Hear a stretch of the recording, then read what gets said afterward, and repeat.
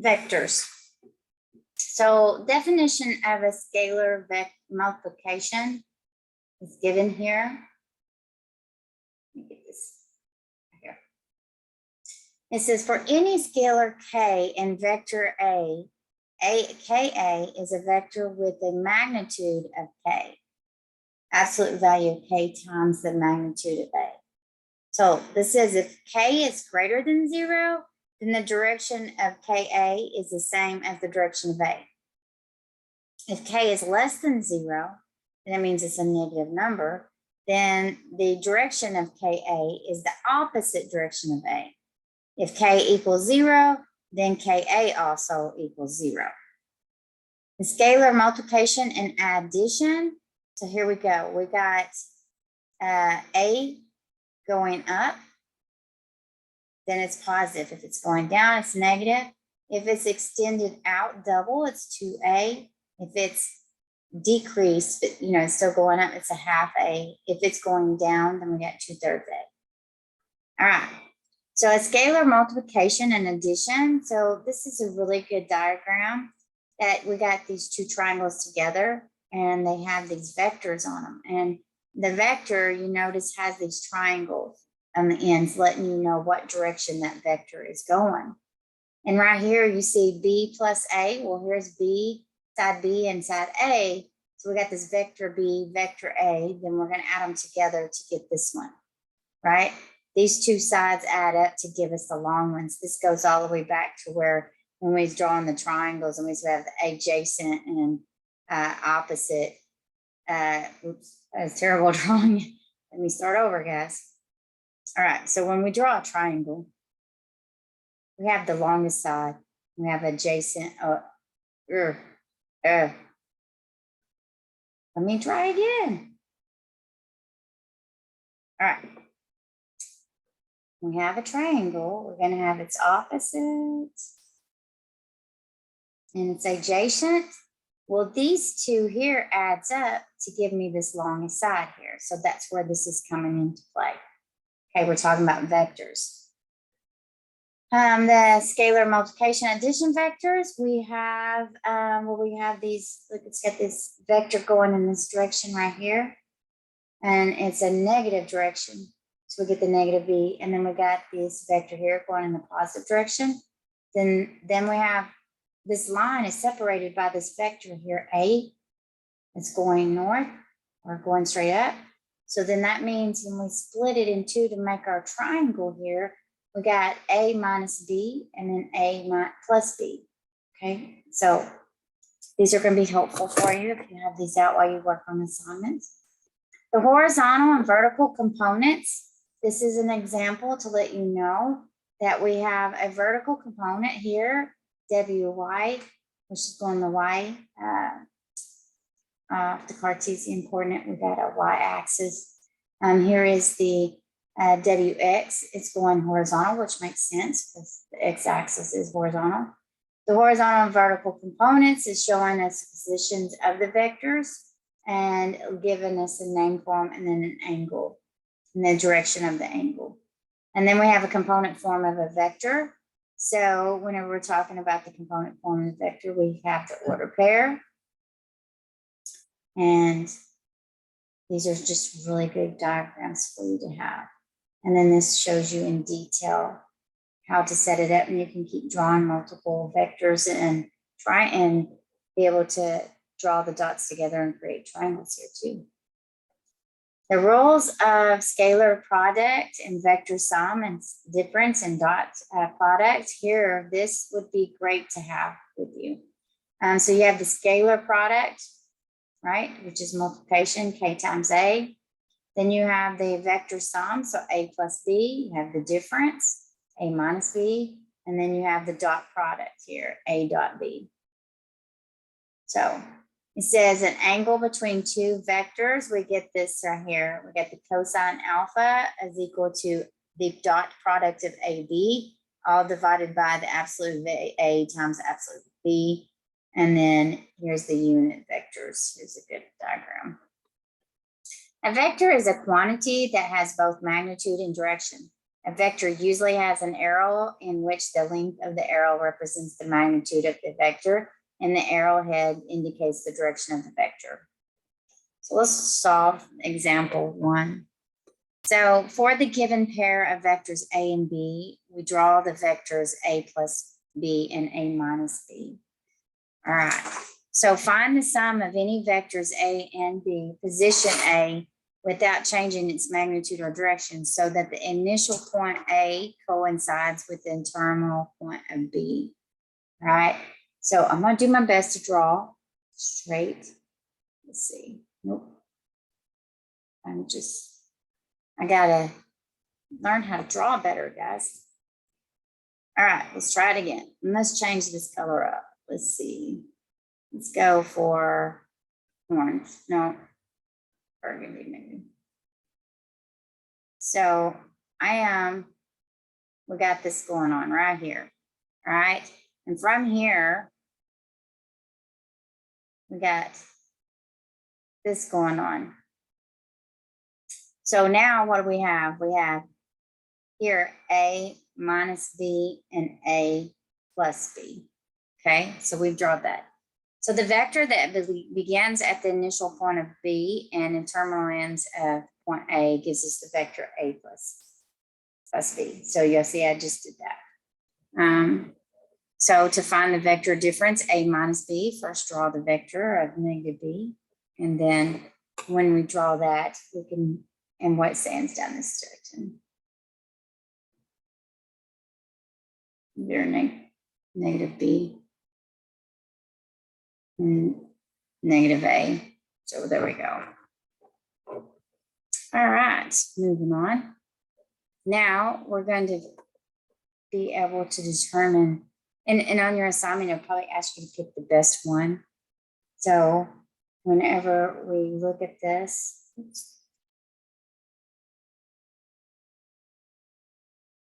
our answer would be this picture right here,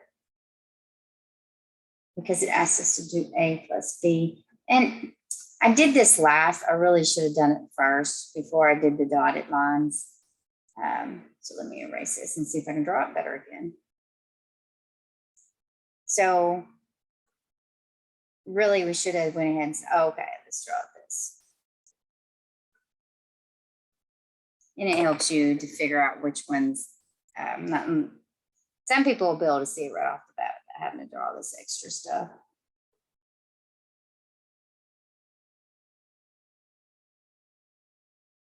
Okay, so once I've done that, then I know, okay, I'm splitting this, right?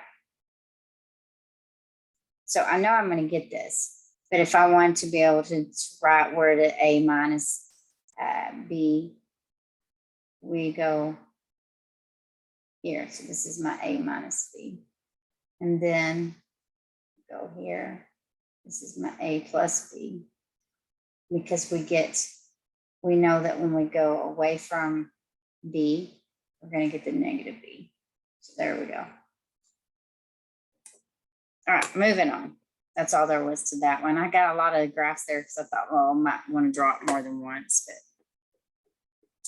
But okay, so the next one is determine of the position vectors. So we want to determine the position of vector, which one shown accompanying figure of magnitudes of 4 and direction of angle 30 degrees. So let's just zoom in for just a moment on this graph right here.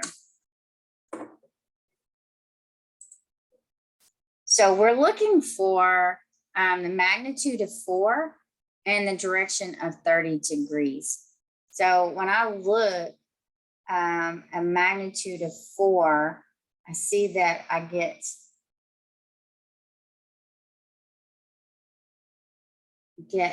this here going on.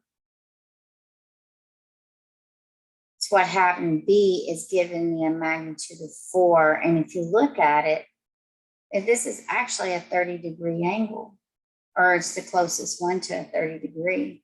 So my answer would be B here.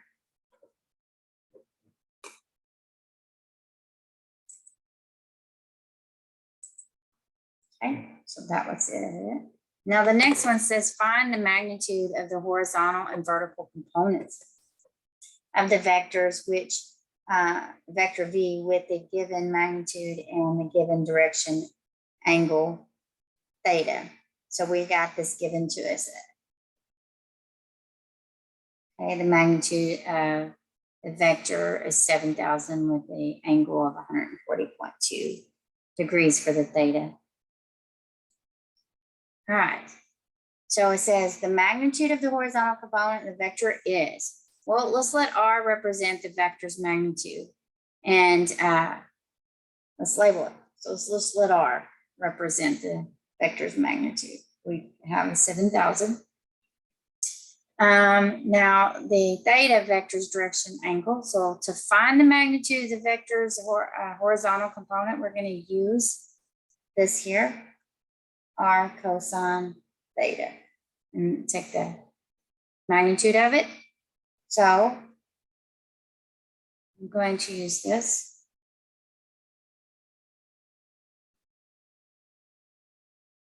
We'll just plug in what we know. We know R is 7,000. And we know theta is 140.2 degrees. And then I'm going to put it in my calculator. I get this negative 5377.984665. And the absolute value means that whatever I pull out of here is positive. So I'm going to pull the positive of it out. I'm going to round to the nearest tenths. I get 53. And actually, read it. It may say round to the nearest whole number, or it may say round to the nearest tenths. But in this one, it said round to the nearest tenths. Well, what's going to happen? So the nearest tenths is this 9. So that means I got to look at the number behind it to determine if that 9 rounds up or not. What's an 8? I didn't point my arrow very good. So it's an 8, and 8 is equal to or greater than 5, then that means we need to add 1 to the 9. And when I do that, 9 becomes 10. That means the 1 goes, it gets added to the number in front, 9 becomes 0. So there's no reason to put a 0 behind the decimal. So this would be my answer. So the magnitude of the horizontal component we know is 5378. Now, the next thing I want to do is find the magnitude of the vector's vertical component. So this was the horizontal. So let me just write it down. The magnitude. This is the magnitude of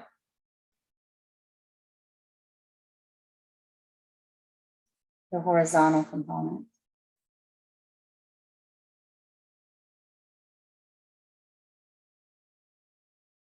Okay. This is the vector. Let's just finish writing my sentence out. For the vector, it's the 5378. All right. Now let's find the vertical component of it. So I'm going to call it vector y, which makes sense, right? And I should have said it at the beginning of why I put the x here. I was solving for the horizontal. I put the y here because I'm solving for the vertical. All right, so we're going to take that 7,000. We're going to have the sine of 140.2 degrees. And if you notice, I should have said this earlier, the cosine for the horizontal and the sine for the vertical. So I should label, maybe this will help you next time. Okay. I just got excited and started solving. So I type it in my calculator, round to the nearest tenths. And I get this. So the magnitude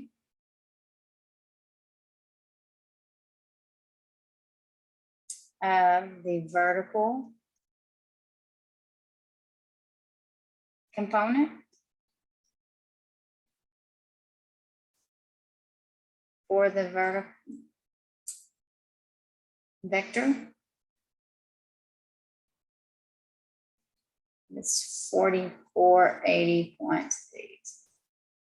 And I got my answers. So let's solve the next one.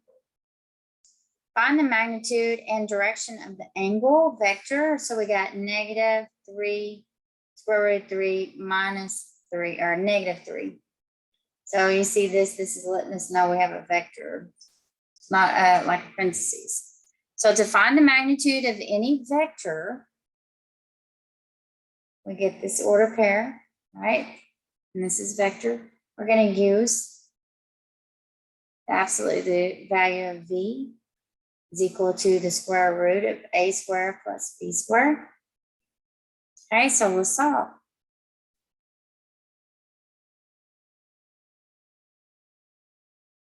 So I got -3 square root of 3 squared plus -3 squared. So -3 squared is 9, and square root of 3 squared is going to be 3 times that 9. -3 squared is 9. So now what I got 27 plus 9. 27 plus 9 is going to be 36. Square root of 36 is 6. Okay, so my magnitude of the vector is 6.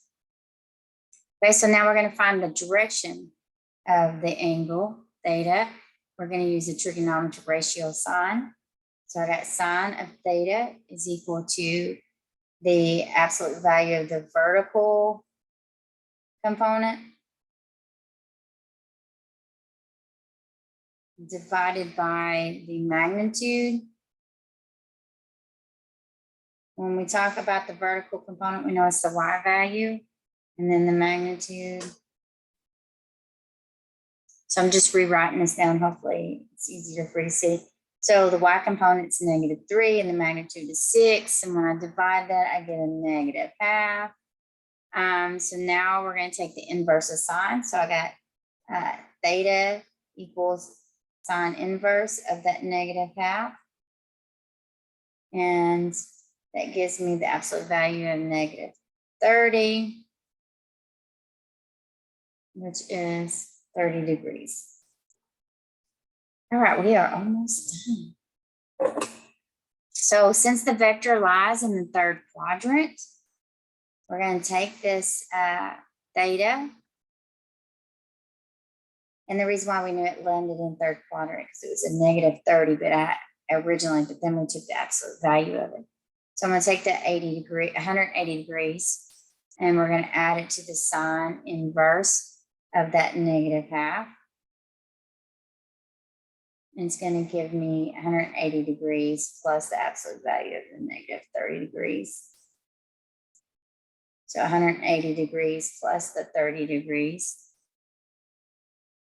gives me 210 degrees, and this is my direction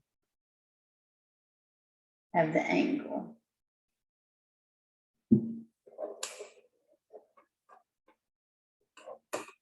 Okay, now moving on. We're going to perform the calculations given that u is equal to this vector and v is equal to this one.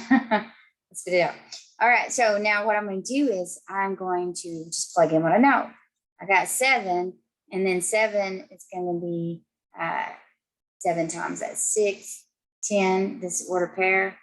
And I'm going to just do it in parts, and then you can put it together. So 7 times 6 is 42. 7 times 10 is 70. Let's do the 9 the same way. So 9 times 4 is 36. 9 times 9 is 81.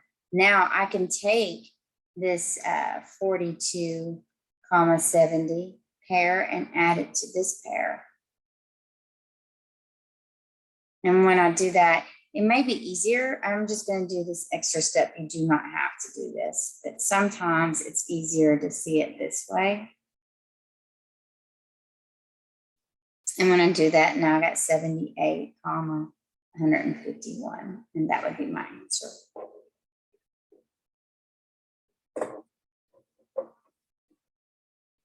Okay, number 6 says find, or no, excuse me, for u is equal to 4, -3, and v is equal to -1, 5. We're going to find the dot product here of u times v. So what I'm going to do is say, all right, u dot v equals, and let's label it right quick. Let's call this u1, v1, u2, v2. Because would you agree there's 2 u's in this because it's a pair and there's 2 v's. So sometimes it makes it easier to write it this way. So then that means u1 times v1 plus u2 times v2. Now that I wrote it that way, I know that I got 4 times -1 plus -3 times 5. So now I have -4 plus a -15. You can rewrite it as -4 minus 15, which gives me a -19. And that would be my answer.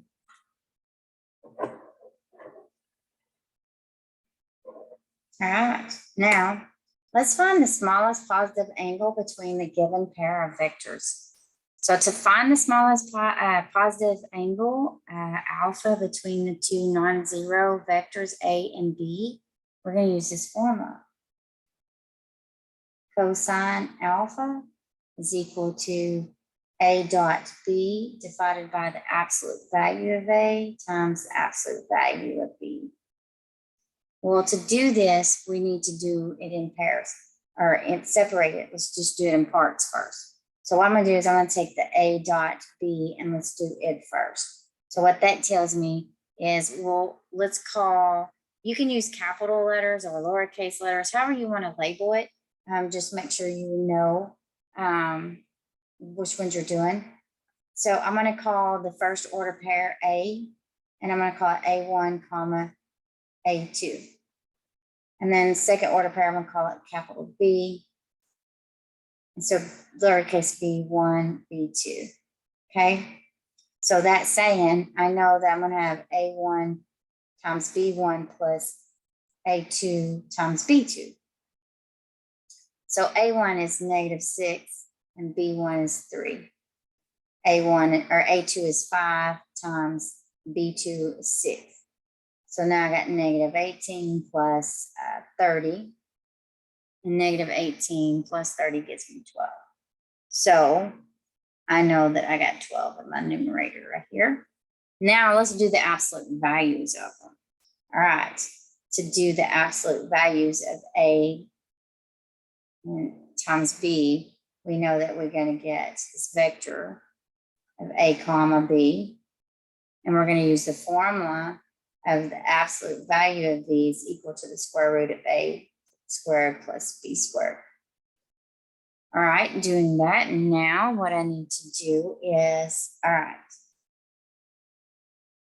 we're going to do it in parts, right? So I have AB squared. So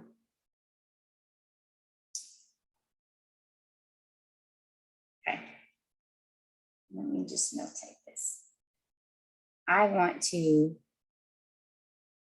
let me write it, A1 squared plus A2 squared.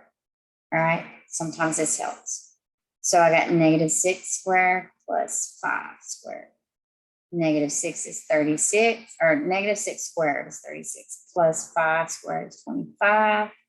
And we add them together, that's square root of 61. And leave it in this format because you don't want to, if you try, if you can take the square root and get a nice clean number, I would do it. In this case here, it's not going to give us a clean number. So you don't want to change it. We'll just leave it this format for now. The absolute value of B. So we're going to say B1 squared plus B2 squared. So I'm going to plug it in. B is 3 squared plus 6 squared is equal to 18, or no, 9. 3 squared is 9. and 6 squared is 36, and 9 plus 36 is 45. And I can factor out a 9 out of that 45, and it leaves me with 5 inside the root. All right, now that I've done that, I can go, all right, I know all my parts, and let's just plug it back in. So this one here is going to be the absolute value of square root of 61 times the absolute value of 3 square root of 5. So I know this. So what I'm going to do is I'm going to say I have the cosine of that, but I want alpha. So I need to take its inverse. So I got 12 divided by the absolute value, square root of 61 times the absolute value of 3 square root of 5. Oops. Get my parentheses looking a little bit better than that. All right. What happens here? We're just going to drop the absolute value sign and make sure that everything that comes out of it stays positive. So now I got square root of 61 times 3 square root of 5. And that gives me, when I type it in my calculator, and you may want to clean up this denominator, you know, if you do, what you get, I'm going to do it over here, you get 61 times that 5 inside there and bring the 3 up front, which gives you 3 square root of 305. You could have cleaned it up and had that. Anyways, when I type it in my calculator around to the nearest tenths, I get 76.8 degrees. Okay, so the smallest positive angle between the vectors is going to be that 76.8 degrees. This is my answer. Okay, let's do our next one. Oh, that was it. No, we got one more. So determine, we got 2 more. So determine whether the following vectors are parallel, perpendicular, or neither.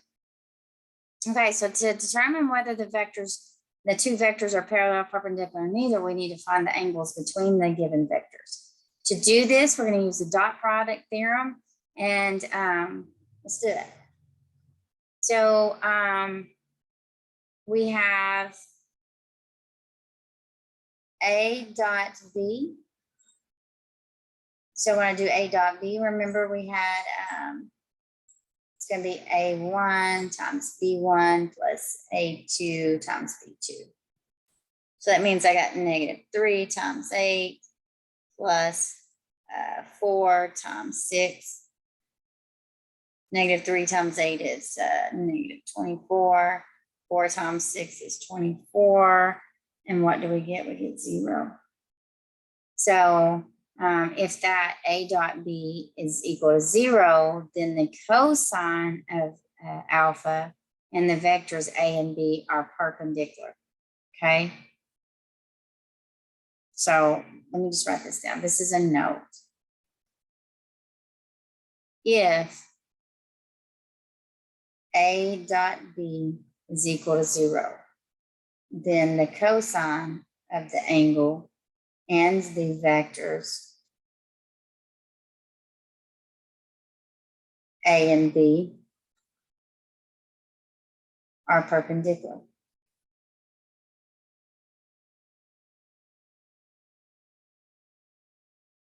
So we have 2 vectors. So 2 vectors are parallel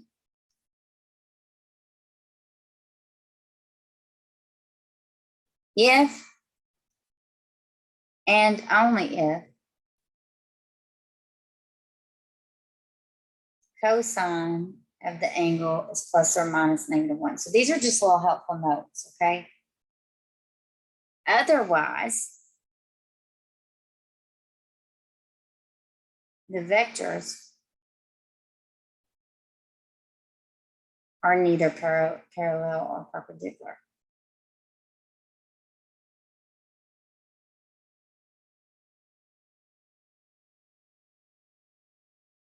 So this case here, we are, oops, I don't know why I did that.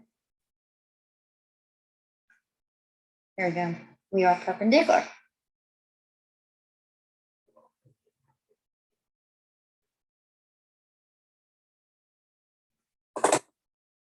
All right. Number 9, write the vectors -4, -5 as a linear combination of the unit vectors I and j. So we're going to do that. Then we got I is equal to 1, 0. And j is equal to 0, 1. Okay, these are notes.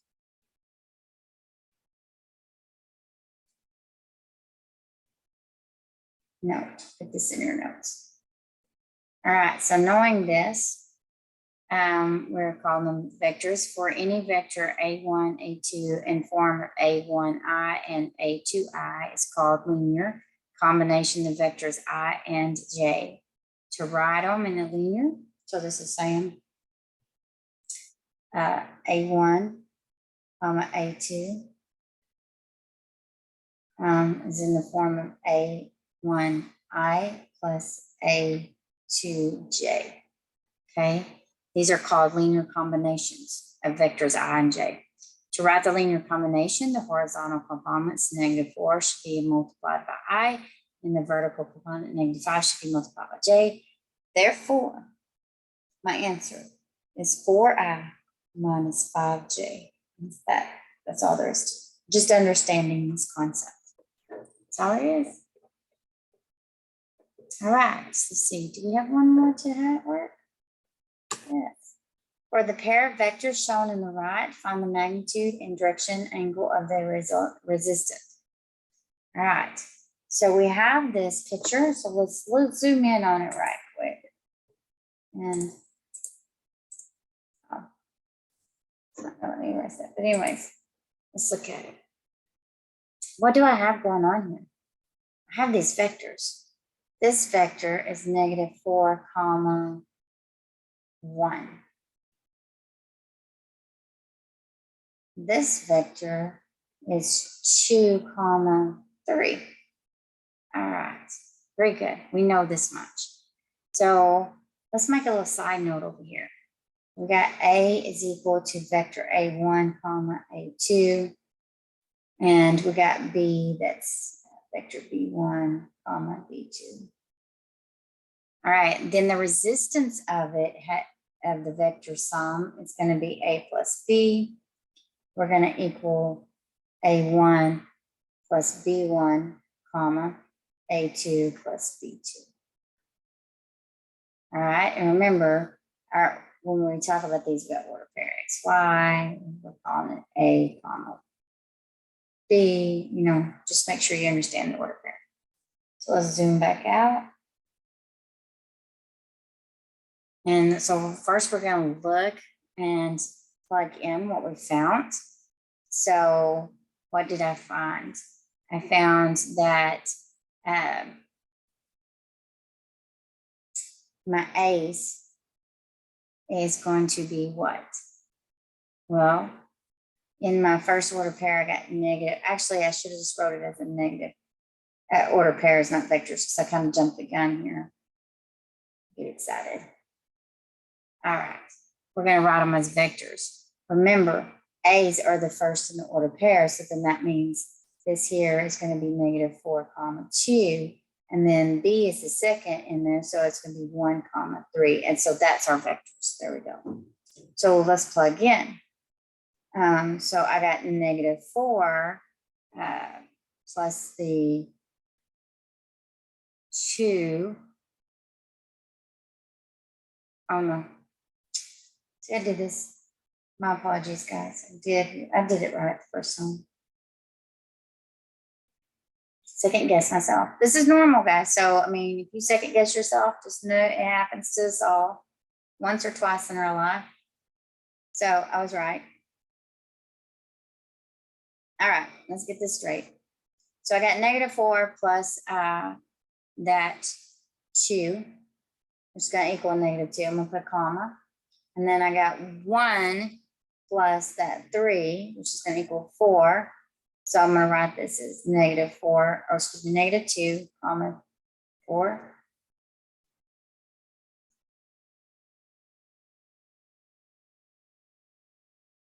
All right, so we're doing good. Now what we need to do is calculate the magnitude of it. And when I do that, again, we know the v vector a comma b. We get this absolute value of that vector of a squared, square root of a squared plus b squared. So I'm going to plug in what I know. So I got -2 squared plus that 4 squared, which gives me 4 plus 16, which gives me 20, which I can factor out 4, and it gives me 2 squared of 5. All right, so now that's the magnitude. So we're going to find the direction of the angle and the resistance of A plus B, the angle theta. So in this case, the angle theta is going to fall between 0 degrees. Let me just rewrite it where I have more room here. It's going to actually be greater than or equal to 0 degrees, less than or equal to 360 degrees. Okay. So formed by the positive x-axis, the position vector is the direction angle of the position vector. So now that we know what A plus B is, now we're going to find the direction of the theta using trigonometric ratios. So I got sine of 180 degrees minus 0 degrees, and this is going to give us y over the absolute value of v, which makes sense because that's the vertical, right? And we know what that is. So we're going to go back to here, and y is 4. And we know what our we know what our vector is, the absolute value of 2 square root of 5. Okay, so we're doing good. Well, we got a lot of work going on here. What I can do is take the inverse. Let me shrink this down just a little bit, give myself more room on this paper. That's what I was going to. All right, so what I want to do is take the inverse of that sine. And when I do that, I can actually drop the parentheses off here. And if you need to do an extra step leaving the parentheses on, I would. And I put a degrees on this. That's a notation error, right quick. Got that correct? All right, and let's leave that. Let's get the 4. And I'm gonna go ahead and drop the absolute value. I just know it has to be positive when I drop it, right? And now I'm going to subtract the 180 degrees from both sides. And don't forget to put your sine inverse here.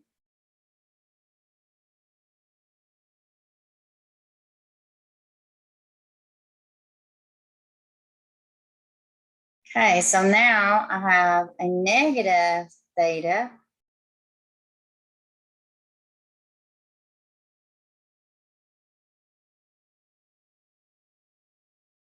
is equal to sine inverse. And you can reduce this if you want to, or you can wait. I noticed that 4 and 2 reduces. So it gives me 1 square root of 5, right? Or 2 square root of 5, because 2 goes into itself once, goes into 4 twice, minus that 180 degrees. And now I need to divide by a -1 because I need a positive 1 coefficient on that theta. So I'm going to divide this by -1. So now I got theta is equal to sine inverse of 1. I'm going to pull this negative out of the denominator. So that means I'm going to do it in parts right quick before I do it, just so you can see it.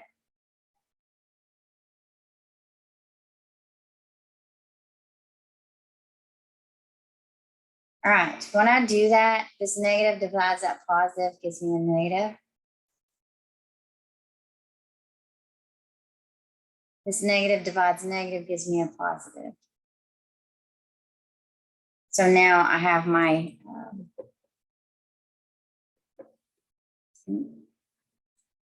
cleaned up, my work cleaned up here. Don't forget the negative sign here. I'm just rewriting it one more time to be neater. So this is what I got. So what I want to do now, and some people, you may see it like this. You can write it like that. It's the same thing. Some people want to do that. That's fine. Type it in your calculator, round to the nearest tenth. And this is what I get. And there's our answer.